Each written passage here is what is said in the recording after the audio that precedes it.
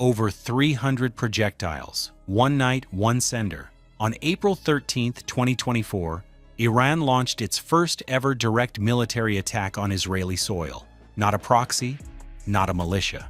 The Islamic Republic itself, firing from its own territory at a sovereign nation. For the first time in history, the trigger was the April 1st Israeli airstrike on Iran's consulate in Damascus. 7 Iranian Revolutionary Guard officers were killed. Tehran promised a response.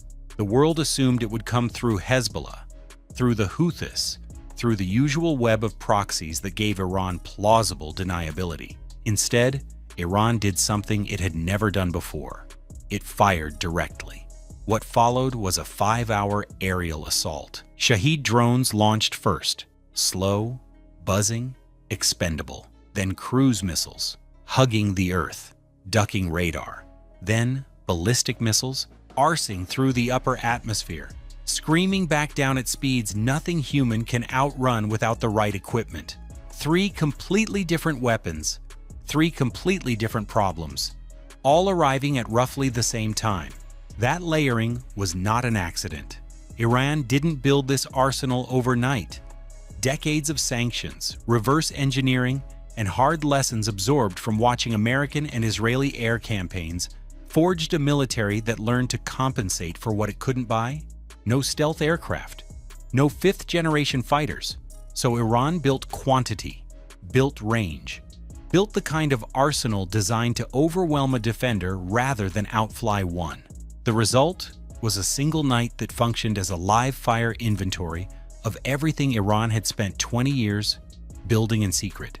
Israel, backed by the United States, Jordan, and regional partners, intercepted the vast majority. The damage on the ground was minimal, but the weapons themselves, what they were, where they came from, and what they revealed, that story is just beginning. Because the first wave wasn't the most dangerous thing Iran sent that night. The Shahed 136 is a one-way attack drone. It does not come back. Iran launched approximately 170 of them at Israel that night. Each one a small, delta-winged aircraft packed with explosives guided by GPS and powered by a cheap piston engine that produces a distinctive buzzing sound, a sound Ukrainian civilians had already learned to dread months before April 2024. That connection matters. Russia began acquiring Shaheds from Iran in 2022, rebranding them Geranium-2 for domestic consumption. By the time Iran fired them at Israel, these same drones had already struck apartment buildings in Kyiv, power stations in Kharkiv, and grain facilities in Odessa. The Shahed 136 wasn't a prototype. It was a combat-tested weapon with a body count. Iran didn't develop it overnight either. The Shahed lineage stretches back to the 2000s. Years of post-sanctions improvisation, reverse engineering commercial drone technology, and iterating on designs that Iran could build cheaply and at scale. No advanced materials, no exotic components, just ingenuity applied to scarcity. And that's precisely the point. The Shahed 136 is not designed to be fast. It is not designed to be stealthy. It flies at roughly 185 kilometers per hour, slower than most fighter jets by a factor of 5. A trained operator with a heavy machine gun can down one. Israel's Iron Dome can swat them with ease. And so why send 170? Because that's the weapon's entire logic. The Shahed isn't a precision instrument, it's an exhaustion instrument. Send enough of them, and you force the defender to spend expensive interceptor missiles on cheap targets. An Iron Dome interceptor costs roughly $50,000. A Shahed 136 costs an estimated $20,000 to produce. Iran was doing math, not just making war. The swarm is designed to expose the gaps, to stretch the defense thin, to make room for what comes behind it. And what came behind it flew a very different trajectory. Not skimming rooftops, but punching through the upper atmosphere at speeds that compress reaction time to almost nothing. The Ahmed and Ghadar missiles don't fly. They fall. That distinction matters more than it sounds. A drone skims rooftops. A cruise missile hugs terrain, but a ballistic missile climbs, steeply, violently, punching through the atmosphere until it reaches the edge of space. Then gravity takes over. The warhead tips downward and accelerates. By the time it re-enters the atmosphere, it is traveling at hypersonic speeds. There is no outrunning it. There is only intercepting it, or suffering what it delivers. Iran fired approximately 120 of them at Israel that night. Both the Ahmad and the Ghadir belong to the Shahab-3 family, a lineage that traces directly to North Korean Nodong missile technology, acquired by Iran in the 1990s when sanctions had already begun severing Tehran from Western suppliers. Iran didn't invent this weapon. It inherited a Cold War design, purchased it through back channels, and spent the next 2 decades trying to make it something the original engineers never managed to make it: accurate. That effort largely failed. Early Shahab variants were notoriously imprecise. Circular error probables, the military measure of how close a missile lands to its intended target, were measured in hundreds of meters. For context, a warhead landing 400 meters from a military airfield might destroy nothing of value. Iran's solution was not elegance, it was volume. If one missile misses, send a dozen. Let the math work in your favor. The human stakes of that logic are significant. A ballistic missile that misses a military target doesn't land in empty space. It lands somewhere. In 1991, Iraqi Scud missiles fired at Israel, cousins of the same Cold War technology tree, killed civilians, collapsed apartment buildings, and traumatized a civilian population even when they failed to hit their intended targets. Imprecision is not safety. Imprecision is just undirected danger. Israel's Arrow systems and U.S. Navy destroyers, positioned in the eastern Mediterranean, engaged the incoming missiles. Most were intercepted, but the engagement exposed the sheer resource demand of stopping a ballistic salvo at scale. Iran had noticed that problem and had already built something designed to make it significantly worse. The Khaybar-Shaykan is the missile Iran built to fix everything the Shahab got wrong. Its name translates to castle breaker. Iran unveiled it publicly in 2022 with considerable fanfare. State television, military parades, officials speaking in the language of deterrence. It was a message dressed as a weapons demonstration. The world took note. Then, 2 years later, Iran fired it at Israel. The Shahab family ran on liquid fuel. That sounds like a technical detail. It isn't. Liquid-fueled missiles require extensive pre-launch preparation, fueling procedures that take hours and generate heat signatures detectable by satellite. An enemy with good intelligence can find a liquid-fueled missile before it launches. The launch window is a vulnerability. The Khaybar-Shaykan is solid-fueled. It sits ready. It launches fast. The warning window collapses from hours to minutes. For a defender, that difference is not incremental. It is fundamental. Accuracy improved, too. Iran's engineers spent years studying where the Shahab failed and why. The Khaybar-Shaykan incorporates guidance refinements that tighten the circular error probable significantly, not to the precision of American or Israeli systems, but enough to matter against a large fixed target like an airbase. On the night of April 13th, that improvement showed. Some Khaybar-Shaykan missiles penetrated Israeli defenses. Nevatim Air Base, a major Israeli Air Force installation in the Negev Desert, sustained minor damage. It was the first confirmed strike on Israeli territory launched directly from Iranian soil. Minor damage, but historic contact. Iran didn't just fire a missile that night. It proved a missile. Every defense planner in the region and in Washington recorded that data point. The castle breaker had reached the castle. But ballistic missiles, however improved, still follow a predictable arc. They can be tracked. They can be targeted. What Iran sent next was designed specifically to deny defenders that advantage. The Pave cruise missile was built to be invisible, not to the eye, but to radar.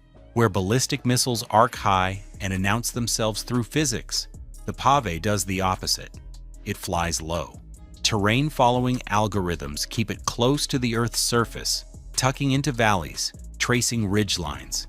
exploiting the fundamental limitation of radar, that it struggles to distinguish a fast-moving missile from the ground clutter beneath it. Speed is not the pavé's advantage. Concealment is. Iran didn't arrive at this concept independently. The intellectual origin traces directly to American television. Every time the United States fired Tomahawk cruise missiles, in the Gulf War in 1991, in Iraq in 2003, in strikes across the broader Middle East, Iranian military planners watched. They studied the logic. A cheap, accurate, terrain-following weapon that bypasses air defenses without requiring a pilot. Iran couldn't buy Tomahawks, so Iran built an answer to them. That process took years. Sanctions complicated access to Western guidance components. Iran improvised, domestically producing navigation systems of varying reliability. Early iterations were inconsistent performers, but iteration is its own form of progress. And by the mid-2000s, Iran had a cruise missile family credible enough to deploy to proxy forces across the region. On April 13th, approximately 30 Pavi cruise missiles were fired toward Israel. 30 sounds modest against 170 drones and 120 ballistic missiles. But that framing misses the point entirely. The cruise missiles weren't meant to win alone. They were meant to arrive simultaneously, low and slow, while ballistic missiles screamed in from above and drones buzzed in from multiple directions. 3 different flight profiles, 3 different radar signatures, 3 different intercept solutions required at the same moment. That was the architecture of the attack. Not volume alone, complexity. And stopping that complexity required something Israel had spent decades and billions of dollars constructing. A defensive system unlike anything else on Earth. Israel's air defense network is not a single system. It is 4 systems, stacked deliberately, each one designed to kill a different kind of threat. At the bottom sits Iron Dome, the system the world knows best. Short range, optimized for rockets and drones, and proven across dozens of Gaza conflicts and Hezbollah exchanges since its operational debut in 2011. Iron Dome is the layer that handles the low and slow, the Shaheds, the unsophisticated threats. It is extraordinarily effective at what it was built for. Above that sits David's Sling, medium range, designed for cruise missiles and shorter range ballistic threats. The middle layer, the bridge between the manageable threats Iron Dome handles and the existential ones that require something more extreme. Then the Arrow systems. Arrow 2 intercepts ballistic missiles inside the atmosphere during their terminal descent phase. Arrow 3 does something genuinely extraordinary. It intercepts ballistic missiles above the atmosphere, destroying warheads in space before re-entry begins. Only a handful of operational systems in the world can do this. Israel has one of them. It worked on the night of April 13th, but Israel didn't fight alone. U.S. Navy destroyers, USS Carney and USS Arleigh Burke, were already positioned in the eastern Mediterranean and Red Sea. They fired SM-3 interceptor missiles, engaging Iranian ballistic threats from offshore. American Air Force jets operating in the region downed additional drones. This was not Israeli air defense. This was a multinational air battle conducted in real time, coordinated across multiple militaries simultaneously. Then came the detail that surprised most observers. Jordan, a nation sharing a long border with both Israel and a complicated neighborhood, actively engaged Iranian drones crossing its airspace. Jordanian fighter jets and air defenses downed a significant number of Shaheds mid-flight. It was a public military act with enormous geopolitical implications. Quiet regional alignment, suddenly and visibly loud. The attack was stopped, but stopping it cost an estimated $1 billion in interceptor missiles alone. Iran's attack cost a fraction of that. That arithmetic doesn't resolve in Israel's favor if the exchange repeats, and both sides know it. The attack was never really about the damage. That sounds counterintuitive. Iran fired over 300 projectiles at a sovereign nation, but measured purely by physical destruction. Runways cratered, aircraft destroyed, infrastructure collapsed. The night of April 13th achieved almost nothing. Nevatim Air Base sustained minor damage. No Israeli aircraft were lost. Casualties were minimal. By conventional military accounting, the attack failed. But conventional military accounting misses the point entirely. Iran was not sending a weapon that night. Iran was sending a message. The entire operation was architected as a demonstration, proof, delivered kinetically, that the Islamic Republic could reach Israeli soil directly, at scale, across multiple simultaneous vectors, anytime it chose. The message was not, "We destroyed your base." The message was, "We can." This logic has a historical precedent. In 1991, Saddam Hussein fired Scud missiles at Israeli cities during the Gulf War. The military effect was negligible. The psychological and political effect was enormous, forcing Israel to weigh retaliation, straining the American-led coalition, compelling civilian populations into sealed rooms with gas masks. Saddam wasn't trying to win a battle with Scuds. He was trying to change the political geometry of a war. Iran understood that lesson and applied it at a larger scale with far more sophisticated tools. There is a second dimension. Every missile Iran fired was also a data collection event. Which systems got through? How long Israeli intercept chains took to respond? Where simultaneous multi-vector pressure created hesitation. Iran's military planners were not just attacking, they were testing, measuring, recording, and the world was watching too. The April 13th attack forced a global reassessment of Iranian military capability. The arsenal that intelligence communities had partly assessed in classified briefings was now visible, cataloged, and real. The curtain had been pulled back. What the world saw behind it was more developed, more diverse, and more dangerous than most public estimates had acknowledged. Some lessons are only learned when the missiles are already in the air. Israel's response came 6 days later, and it was almost quiet. On April 19, 2024, a small number of Israeli drones struck a radar installation near Isfahan, deep inside Iranian territory. No ballistic missiles, no cruise missile salvos, no swarms of expendable munitions. Just a precise, calibrated strike on a single air defense asset, chosen not for the damage it would cause, but for the message it would send. The message was simple. We found a gap in your shield. We reached inside it. We could do this again. It was a response engineered to de-escalate, while simultaneously demonstrating capability. Israel proved it could penetrate Iranian air defenses without triggering the full regional war that both sides and every neighboring country understood would be catastrophic. Restraint as a show of strength, precision as deterrence. But beneath that careful choreography, something more consequential was already in motion: the production problem. Interceptor missiles, Arrow 3s, SM-3s, David Sling rounds are complex, expensive, and slow to manufacture. Months of industrial production can be exhausted in a single night of sustained engagement. Shaheads and ballistic missiles, by contrast, can be produced at scale, quickly, cheaply. The rate asymmetry between attacker and defender fundamentally favors the side doing the striking. That gap does not close easily. Arrow 4 development accelerated after April 13th. Interceptor stockpile replenishment became an urgent Allied priority. But urgency and capability are different things.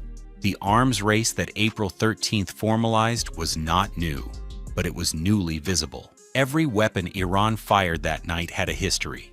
Decades of sanctions, improvisation, reverse engineering, and patient accumulation behind it. And every weapon Israel used to stop them represented a different kind of investment in technology, in alliances, in the fragile architecture of regional deterrence.